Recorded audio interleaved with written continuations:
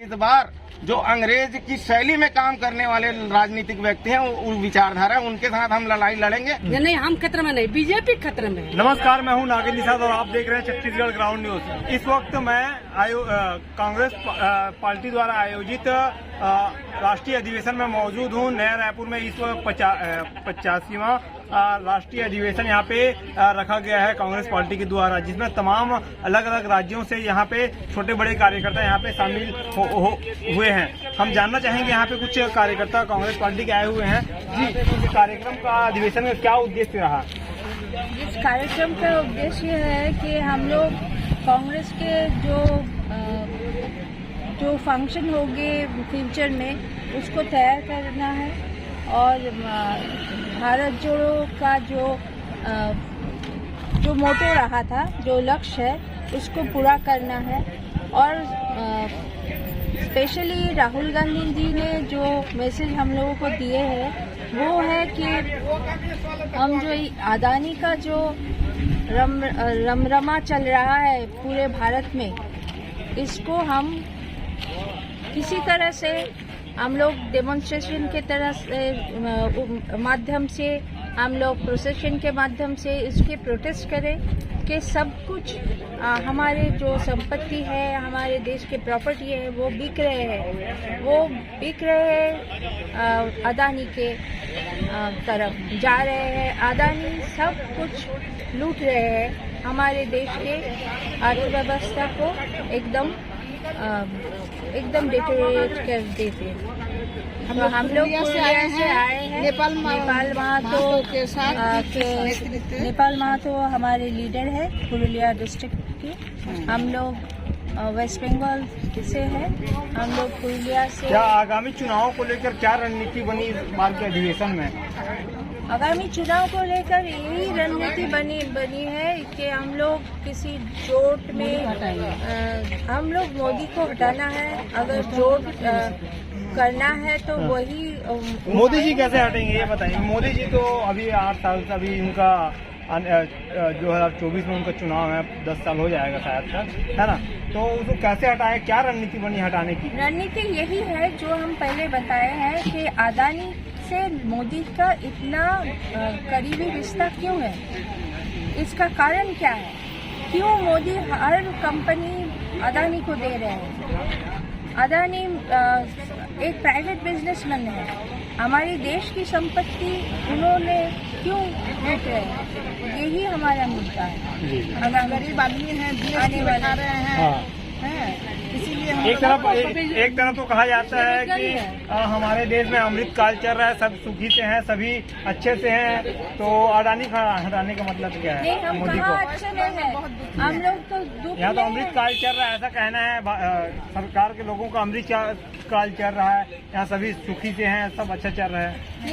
क्यों आप बताइए, पेट्रोल इतना महंगा हो गया, कितना है, और गैस इतना 1200 रुपया गैस, तो कैसे लोग सुखी है ये तो हमें पता नहीं। अगर इसके बाद भी लोग सुखी है तो हम तो कुछ नहीं, क्या करेंगे हम? नौकरी नहीं है, 45 साल में सबसे ज्यादा अनएम्प्लॉयमेंट, बेरोजगारी अभी चल रहा है मोदी के जमाने में। जी, आप कहाँ से हैं? देखिए, मोदी जैसे भारत को तोड़ रहा है, राहुल जी तोड़ रहे हैं। मोदी जी, ये डिफाइन कीजिए, मोदी जी कैसे तोड़ रहे हैं? फिर कैसे? देखिए, बेरोजगारी है, महंगाई है, पब्लिक को ठीक से रोजी रोटी नहीं है। हाँ।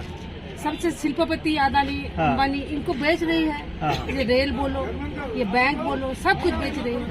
कांग्रेस के जमाने में सब कुछ हुआ है, अब वो बेच रही है, तो कैसे वो अच्छा देश का विकास, देश का अच्छा हुआ? जैसे हमारा बर्बाद हो रहा है भारत के मोदी जी की जैसे। अगर आप वेस्ट बंगाल पर टीएमसी पार्टी बर्बाद और हिंदू मुस्लिम में जो बंटवारा कर देते हैं, हिंदू मुस्लिम में क्या हो गया? नहीं, भारत में हम लोग सभी एक साथ बहुत प्यार से रहते हैं। और अब जो गवर्नमेंट हमारे केंद्र में है, उनका लक्ष्य है कि हम लोग यहाँ से मुस्लिम लोगों को एकदम ऑपरेशन में रख देंगे और उन लोगों को एकदम हो सके तो देश से निकाल लेंगे। पर वो लोग पुरखों से रह रहे हैं यहाँ, तो हम कैसे क्यों उसको निकालेंगे? वो हमारे देश के आदमी है और हमारे देश के स्वाधीनता के लिए वो भी लड़े हैं हमारे साथ एक साथ। एक और कहा जाता है कि कुछ लोगों का ये कहना रहता है कि हिंदुत्व तो खतरे में आ गया, खतरे में आ गया। एक और वैसे ही सब हिंदू है, बोलिए हम सभी तो हिंदू है, हम लोग अच्छी तरह प्रधानमंत्री राष्ट्रपति हिंदू है, प्रधानमंत्री हिंदू है, खतरे में कौन है? कौन है खतरे में? हम लोग तो सब एक साथ। कोई तो मुस्लिम नहीं है ना, तो कैसे खतरे में है हिंदू? वो अपने के लिए बोल रहे खतरे में है, हिंदू के एक करने के लिए। आज समझ गया हिंदू लोग, नहीं हम खतरे में नहीं, बीजेपी खतरे में है। वो ऐसे बोलकर अपना फायदा लुटा रहे हैं और हम लोग बोले इसे गलत है। हम एक है, हिंदू मुस्लिम एक है। जैसे हम सांप्रदायिक दल है, धर्मनिरपेक्ष दल है, हम कोई किसी से हिंदू राष्ट्र बनने को लेकर जिस प्रकार से मांगे उठ रही हैं, उसको लेकर क्या कहना है आप लोगों का? देखिए हिंदू राष्ट्र के लिए बोल रहे हैं, ये हमारा धर्मनिरपेक्ष राष्ट्र। हाँ, हम हिंदू कोई मजहब के राष्ट्र नहीं चाहते, हम धर्मनिरपेक्ष राष्ट्र। हमारे लक्ष्य होंगे कि हमारे गरीबी वो हटे, गरीबी हटाओ, गरीबी हटाओ। ये हमारा स्लोगन था इंदिरा जी का, ये अभी भी हमारा यही स्लोगन है जी। तो ये थे जो कि अलग प्रदेश से आए हुए कार्यकर्ता यहाँ पे मौजूद थे, और भी कुछ लोग हैं, हम इन लोग से जानना चाहेंगे कि जी भी आप लोग कहाँ से आए हैं? छत्तीसगढ़ से पुरुष से जी। आप चंद्राकर जी के विधानसभा से हो, क्या इस बार के अधिवेशन में क्या रहा, आप लोग क्या रणनीति बनी है आगामी चुनाव को लेकर? आगामी चुनाव को लेकर तो विधानसभा चुनाव 5 राज्य की और लोकसभा चुनाव को लेकर रणनीति बनी है। कार्यकर्ताओं को राहुल गांधी जी ने रिचार्ज किया है। आज का उनका जो अभिभाषण रहा बहुत शानदार रहा। युवाओं की ऊर्जा स्रोत है हमारे राहुल गांधी जी, और कांग्रेस पार्टी के आज के समय में सभी युवाओं के प्रेरणा स्रोत है। आगामी चुनाव को लेकर क्या रणनीति बनी बता सकते हैं क्या? चुनाव की रणनीति के विषय में अभी कमेटी में जो निर्णय लिए गए उसके मुझे जानकारी नहीं है। हाँ, क्या आगामी चुनाव को लेकर सत्ता में कौन आ सकता है फिर से छत्तीसगढ़ में? छत्तीसगढ़ में कांग्रेस रिपीट होगी, 100% सत्य है। भूपेश बघेल जी की सरकार बहुत अच्छी काम कर रही है। कांग्रेस की सरकार, भूपेश बघेल जी की सरकार किसानों के लिए, गरीबों के लिए, मजदूरों के लिए, आम जनता के लिए बहुत अच्छी काम कर रही है। केंद्र के जो मोदी सरकार है उसके बारे में क्या कहना चाहेंगे? केंद्र की मोदी सरकार को उखाड़ फेंकने का ही निर्णय यहाँ लिया गया है। उखाड़ फेंकने का रणनीति बनाई गई है। क्या कैसे उखाड़ सकते हैं? मोदी जी तो कह रहे हैं कि देश बहुत तरक्की कर रहा है, देश में अमृत काल का महोत्सव चल रहा है। धर्म के नाम पर आम लोगों को भड़काने की राजनीति, केंद्र में सत्ता में रहने के आप देखिए बेरोजगारी कितनी बढ़ गई है, महंगाई कितनी बढ़ गई है, आम लोग कितने परेशान हैं, उसकी बात नहीं करते मोदी जी। मोदी जी केवल धर्म की बात करते हैं, लोगों को खाने की बात करते हैं। अभी उनकी फिर से जब सारे उनके मांगे उठ रही हैं कि हिंदू राष्ट्र बनाने का, क्या आप लोग समर्थन करेंगे हिंदू राष्ट्र का? हिंदू राष्ट्र ही है, भारत देश हिंदुओं का राष्ट्र है। हिंदुओं का राष्ट्र है, ठीक है, लेकिन जैसे संविधान के हिसाब से धर्मनिरपेक्ष राष्ट्र है, तो क्या अलग से हिंदू राष्ट्र बनना चाहिए नहीं बनना चाहिए? हिंदू राष्ट्र का क्या अर्थ है? हिंदू राष्ट्र का क्या मतलब है बताइए ना। हमारे संविधान में सबको यहाँ समानता का अधिकार है। संविधान में सबको जीने का अधिकार है, सबको समानता का अधिकार है। उसके कांग्रेस पार्टी उसी का समर्थन करती है। अच्छा, आप हिंदू राष्ट्र कह के लोगों को दिल में क्या कांग्रेस है, क्या विपरीत है क्या? हिंदू राष्ट्र नहीं चाहती कि कांग्रेस क्या चाहती है? हिंदू राष्ट्र बने। कांग्रेस तो समानता का अधिकार है ना, सबके लिए समानता का अधिकार है, सबको देखे क्या सब धर्म को एक समान अधिकार देती है कांग्रेस, किसी के विशेष पक्ष नहीं लेती कांग्रेस।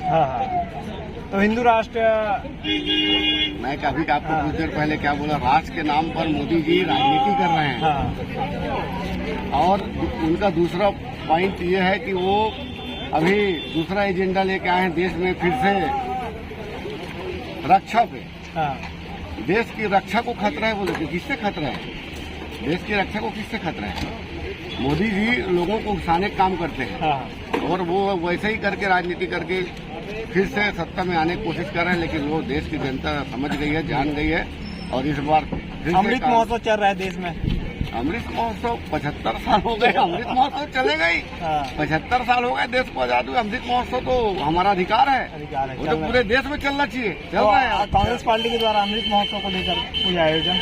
अमृत महोत्सव पूरे देश में चल रहा है। छत्तीसगढ़ सरकार भी अमृत महोत्सव, अधिवेशन भी अमृत महोत्सव अंतर्गत हुआ होगा ऐसा लग रहा है। नहीं, अमृत महोत्सव का महोत्सव भाजपा और कांग्रेस का नहीं है, पूरे हिंदुस्तान का है। आपको भी अमृत महोत्सव मनाने का अधिकार है और आपकी जिम्मेदारी भी है। नहीं वो तो है, लेकिन जिस प्रकार से आप ये क्यों कह रहे हैं कि अमृत महोत्सव भाजपाइयों का है?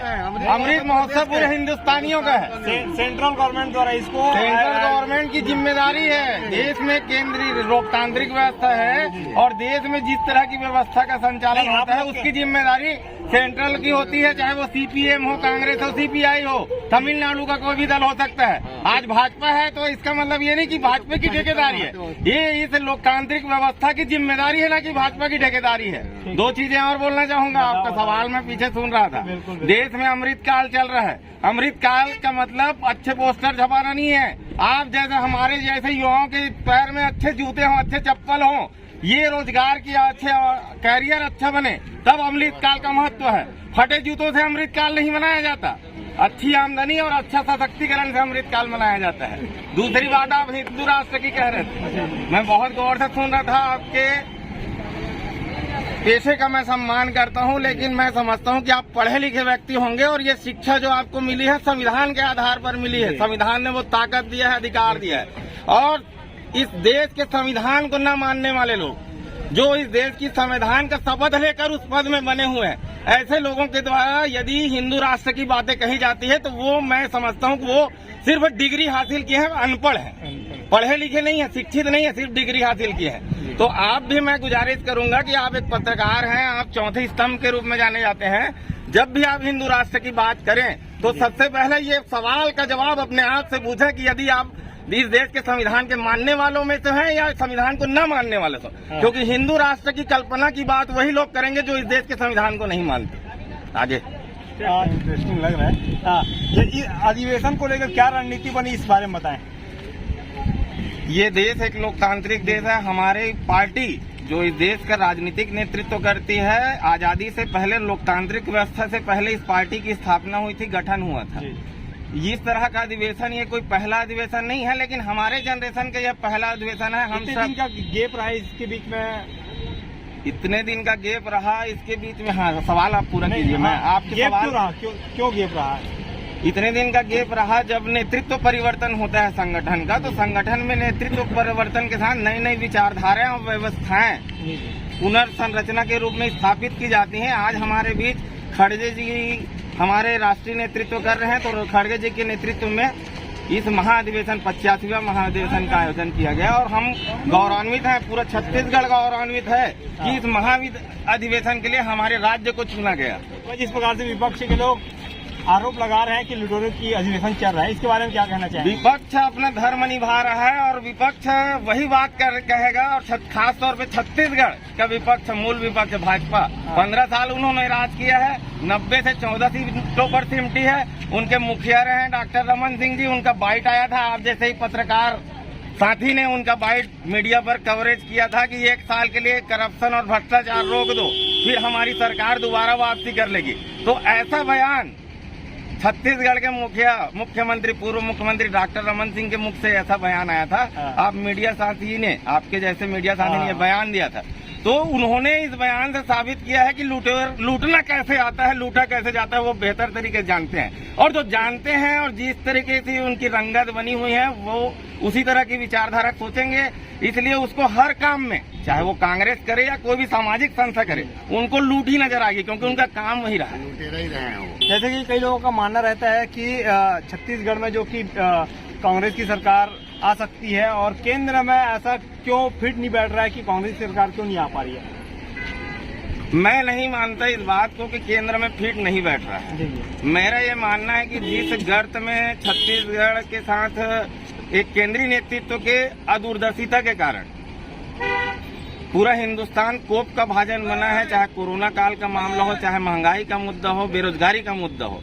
अदूरदर्शी नेतृत्व के कारण आर्थिक समस्या भी बहुत गंभीर हुई है विदेशी जो समरसता होती है एक दूसरे राष्ट्रों के बीच, वो भी एक संकट की स्थिति में आई है। सुरक्षा का मामला बहुत गंभीरता से हमारे ऊपर संकट गहराता जा रहा है। हमारे से जो पड़ोसी देश हैं उनमें जिस तरीके की हाहाकार मचा हुआ है, ये सारी चीजें बताती हैं कि केंद्र सरकार में जो वर्तमान नेतृत्व है वो इस देश को आगे बढ़ाने में अक्षम है, नाकाबिल साबित हो रहा है। तो निश्चित तौर पर हिंदुस्तान की 140 करोड़ आवाम हमें एक मजबूत विकल्प के रूप में कांग्रेस को दोबारा वापस केंद्र के नेतृत्व के लिए मौका देगी। कब तक आ जाएगी आपकी सरकार?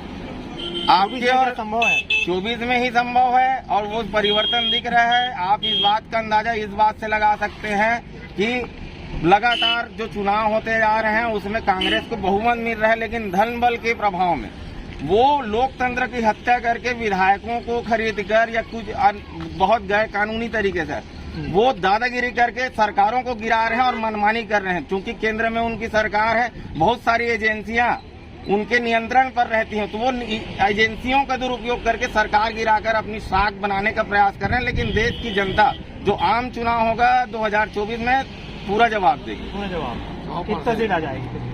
सीटों का आकलन करना बेमानी होगी। हम कांग्रेस के लोग धरातल पर भरोसा करते हैं, जल जंगल जमीन के चाहने वाले लोग हैं। किसान, मजदूर, दलित, शोषित, आदिवासी, ये हमारी निष्ठा है, इन पर हमारी निष्ठा होती है, ये हमारी ताकत है।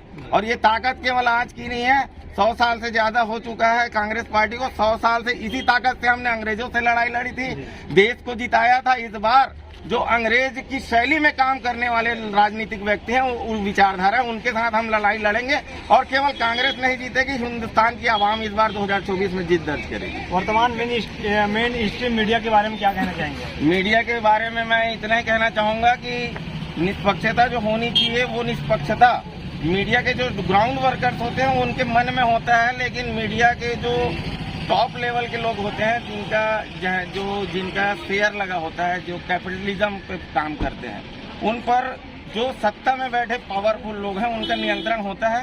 वो नियंत्रण मुक्त होकर, भय मुक्त होकर इस देश के लिए निष्पक्षता के साथ काम करें, ये अपेक्षा मैं मीडिया से करता हूं।